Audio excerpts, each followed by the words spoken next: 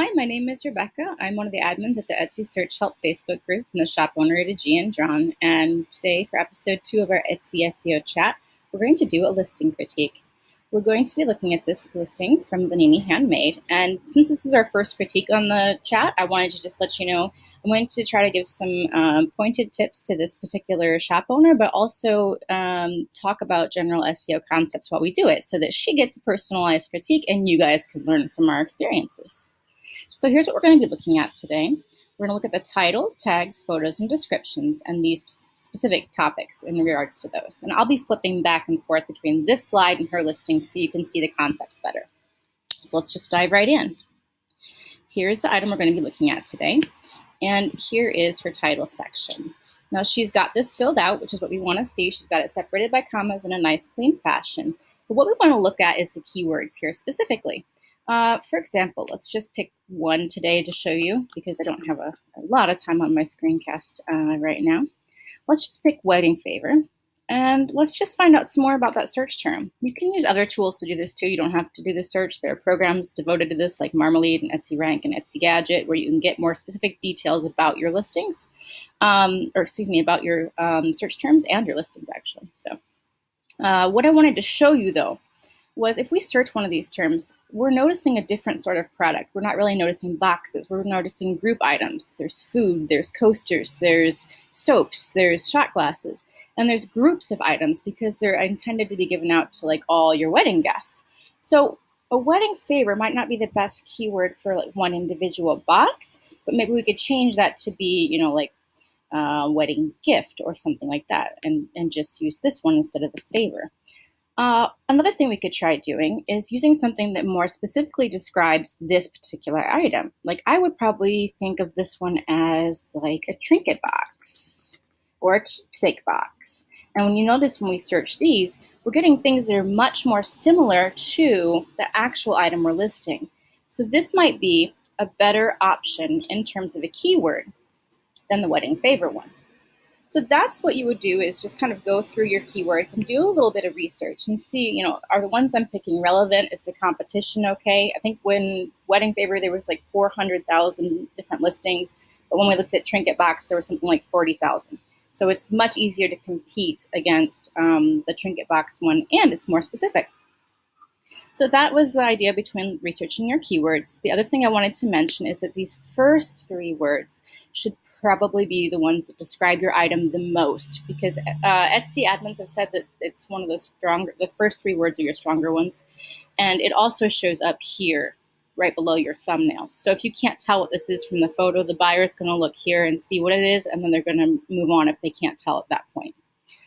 So that was the idea behind the titles. Let's move down to the tags. We're going to talk about repetition and your keyword phrases. By repetition, we just mean that if you have a word like custom gift, she's got this in her title and in her tags.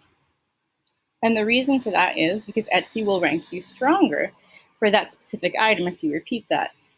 So that's something that you do want to do and that this shop owner is doing quite well right now. I just wanted to point that out.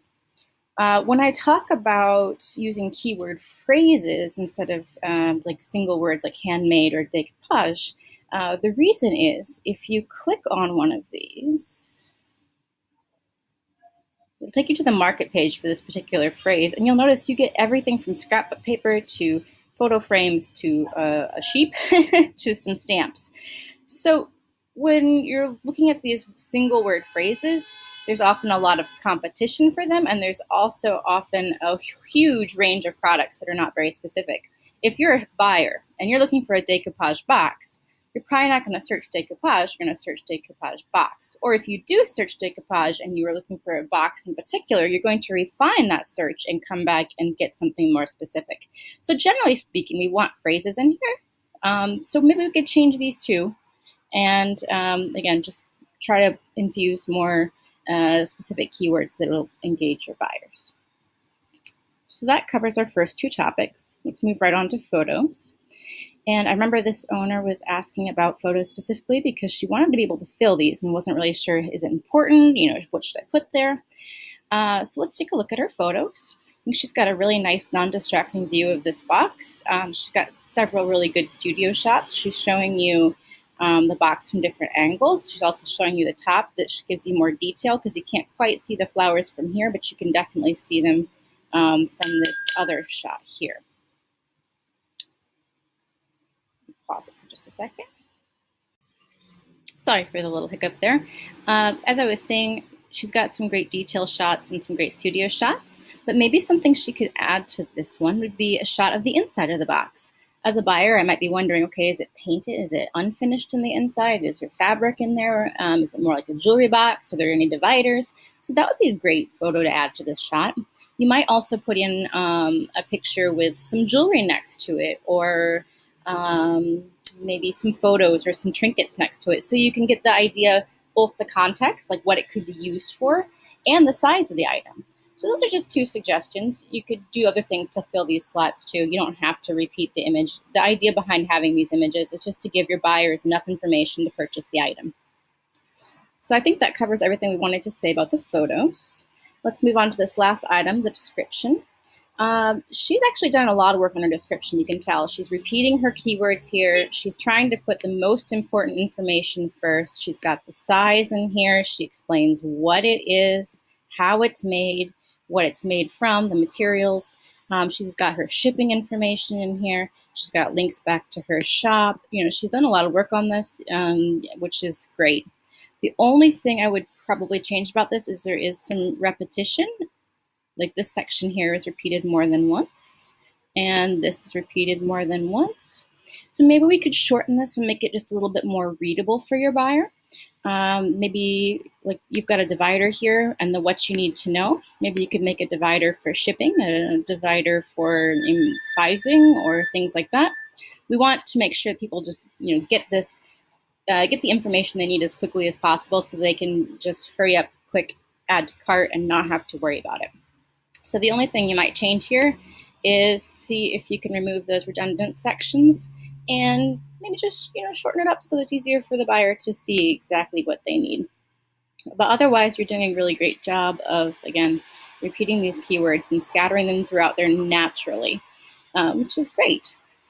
So I hope this was helpful both to the shop owner and to the rest of you watching. I think we've covered all of our topics here, and I wanted to say thank you again to the lady who submitted her listing. She was the first one, and I know it's kind of scary sometimes.